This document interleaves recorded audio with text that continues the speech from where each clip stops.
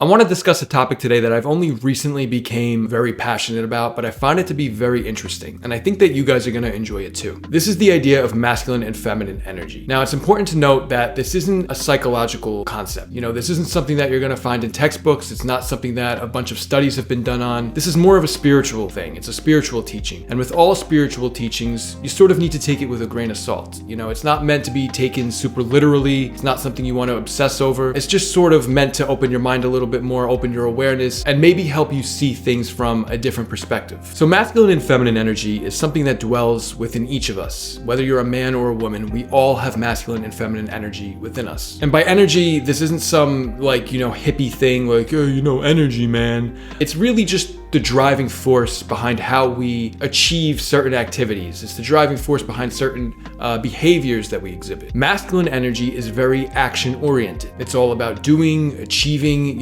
using logic in order to move forward. Being dependable is another quality. Feminine energy is all about being very nurturing and compassionate. It's more about being rather than doing. Feminine energy it embodies a lot of the traits that you need to, raise children, because that's what women do, and women have more of a feminine energy, so it has a lot of those sort of nurturing types of traits. So each of us, as I said, has masculine and feminine energy within us, but we all have more of one than the other, and this is called our core energy. Men typically have more masculine energy, and women, not always, but usually have more of a feminine energy. But what happens is, even though we all have these natural core energies, due to certain societal factors, the way that we were brought up, certain childhood traumas, sometimes we get sort of pulled away from our core energy and we end up operating more in the opposite one. So even though men typically have more of a core masculine energy, they might end up being predominantly more in a feminine energy. You do want to have a very healthy balance of both. Even though you have more of one than the other, you want to ideally have a good balance of both.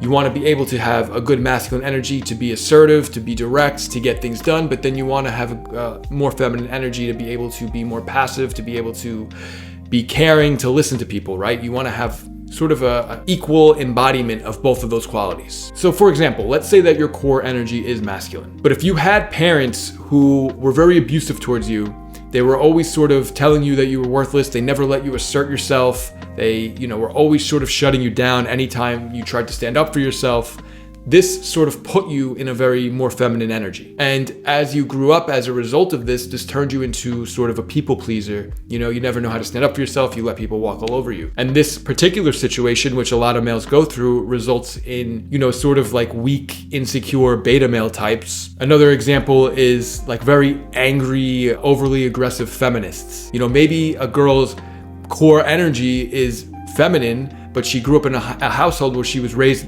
surrounded by, very competitive males, and she was also taught that she needs to be very competitive, and this sort of caused her to resort to a more masculine energy. They were never allowed to get in touch with their core energy in a healthy way. And what this is usually called is being in a wounded energy. The weak, insecure guy is in a wounded feminine, and the angry feminist is in a wounded masculine. It's when you veer way too much into one energy and it becomes sort of toxic. No man is happy being weak and having people walk all over him. He may just not realize that there is a different way to live. He may not realize that he could change. He really just doesn't know any better, And that's kind of how I was actually. I didn't realize when I was sort of in a very wounded feminine state of being very insecure, being very passive, letting people walk all over me. I didn't realize that there was another option. I didn't know that I could do anything. I didn't know that I can sort of break out of this, you know what I mean? This was way before I got into all this healing work and, before I even got into personal development or any of that. What I can say is when you do start embracing your core energy, in our case, if you're a man watching this, it's typically going to be our masculine side. You literally start feeling more natural.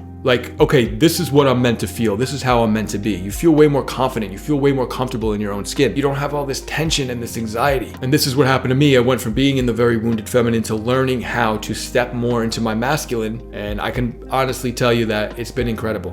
It's been literally life-changing. So in this video, I want to list 5 things that keep us stuck in a very wounded feminine and how we can start stepping more into our masculine. All of these are things that I have personally struggled with. Now, this isn't going to be the typical, alpha male nonsense, like you have to go do martial arts, you have to go approach 100 women. it's going to be different than that. You know, I find that stuff to be very generic and very repetitive. I'm going to sort of look at this from a more psychological and spiritual perspective, and I want to go in depth as to why certain behaviors keep us stuck in a more feminine energy and why it's difficult to move over to the masculine. So number one is the inability to be assertive, the tendency to people please, and nice guy behaviors. So that's number one, all of those. They all kind of tie into the same thing. The divine masculine is very direct. It has a lot of stability. It's able to achieve, it's able to overcome obstacles. These are like the core qualities of masculine energy. When you allow someone to knock you off your square, to walk all over you, to manipulate you, to make you do things that you don't want to do, this puts you in a more passive, submissive state. Not being able to be authentic and state what you truly feel is a sign of a very wounded feminine energy. Because there is also a healthy feminine, and that's something that we want to learn to embody. I'm not going to talk about that too much in this video, but we really want to pull ourselves out of the wounded feminine, because there is a healthy feminine energy that we want to learn to incorporate. And that's things like, you know, being a good listener, learning to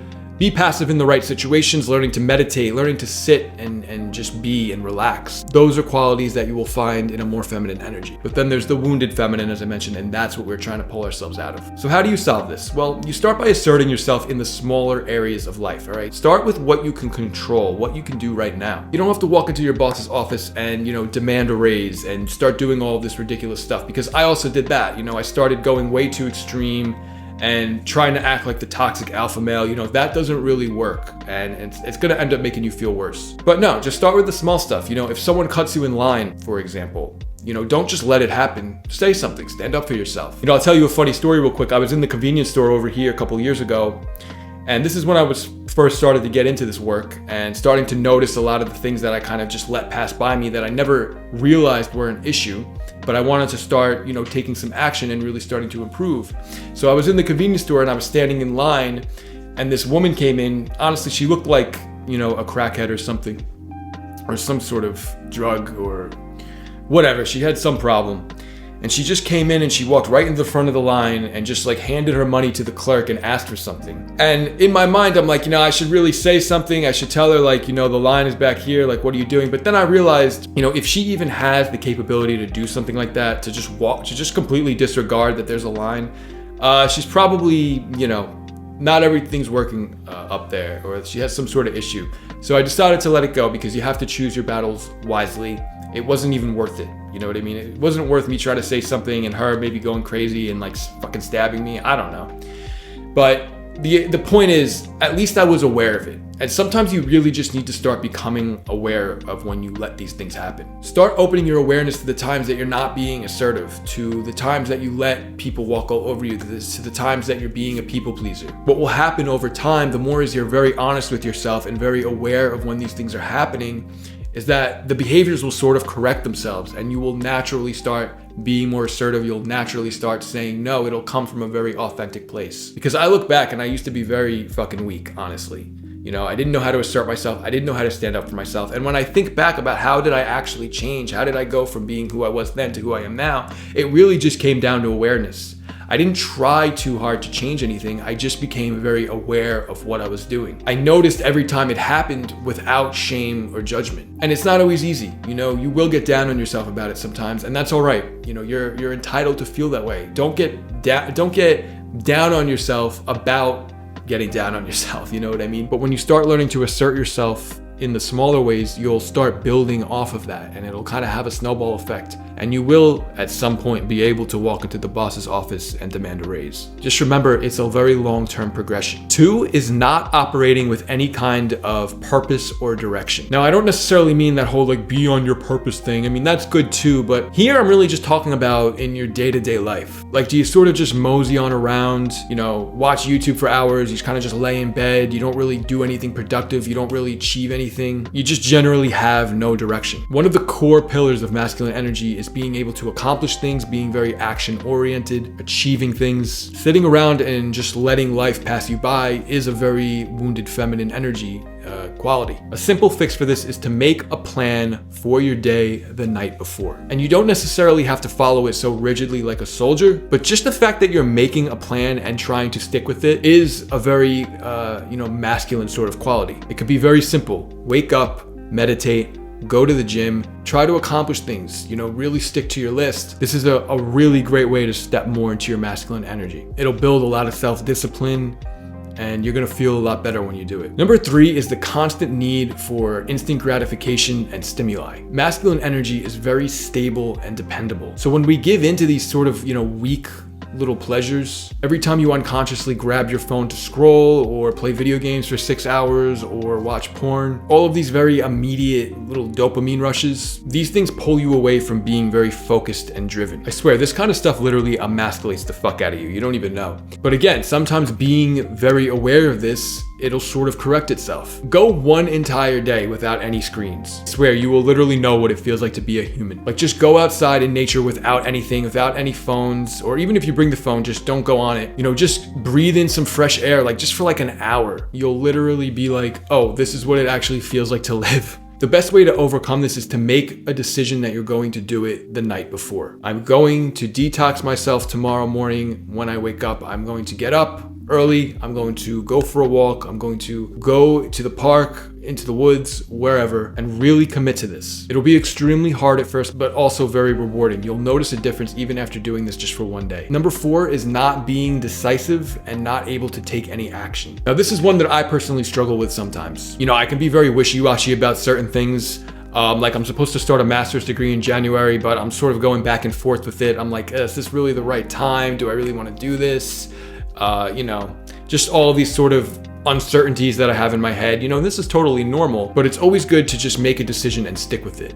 And just trust that whatever happens, there's always going to be some sort of outcome. Even if it wasn't the right decision, there's always going to be an outcome that leads you to the right path. Another example is like, people who just sit around all day and they talk about all the things that they're going to do, but they don't ever actually accomplish anything. I'll start that online course later, or I'll talk to that girl when the time is right. All those kinds of excuses that we all sometimes give ourselves. And sometimes, yes, there are viable excuses, but you have to really be honest with yourself when you're just bullshitting. So start noticing in the little ways when you lie to yourself and when you prevent yourself from taking any kind of action.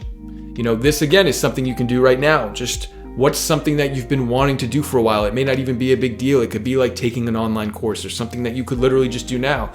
My advice is to take action on something that you've been thinking about for a while. Number 5 is being very needy and clingy. Again, the divine masculine is very stable. It's very strong, very independent. It has a very solid kind of energy. So when you get very unhealthily attached to people or things, this is putting you in a more wounded feminine state. And this isn't just in the case of getting too attached to a woman. It could be like maybe there's some material item that you've been obsessing over and it's all you can think about. Just really any kind of unhealthy attachment. Maybe it's an addiction. It's when you're always trying to chase something that's pulling you away from stability. A really good way to overcome this is to start practicing gratitude. That's how I got over a lot of my issues with neediness and things like that. Just really be grateful for the things that you already have. I do a lot of gratitude meditations, gratitude journaling.